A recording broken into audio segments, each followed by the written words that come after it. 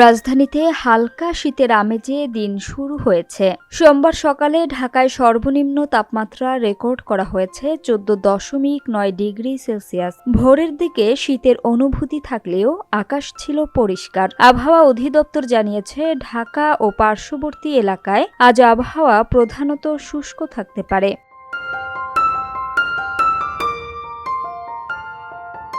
সকাল 7টা থেকে দুপুর 12টা পর্যন্ত দেয়া আবহাওয়ার পূর্বাভাসে আরও জানানো হয়েছে, এ সময় আকাশ পরিষ্কার থাকবে।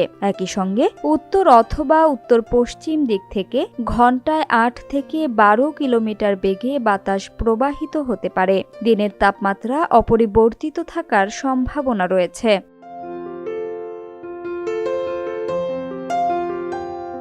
আবহাওয়া অধিদপ্তরের তথ্য অনুযায়ী আজ সকাল 6টায় ঢাকার তাপমাত্রা ছিল 14.9 ডিগ্রি সেলসিয়াস এবং বাতাসে আর্দ্রতার পরিমাণ ছিল 79%। গতকাল ঢাকার সর্বোচ্চ তাপমাত্রা রেকর্ড করা হয়েছে 27.0 ডিগ্রি সেলসিয়াস, আর আজকের সর্বনিম্ন তাপমাত্রা ছিল 14.9 ডিগ্রি সেলসিয়াস।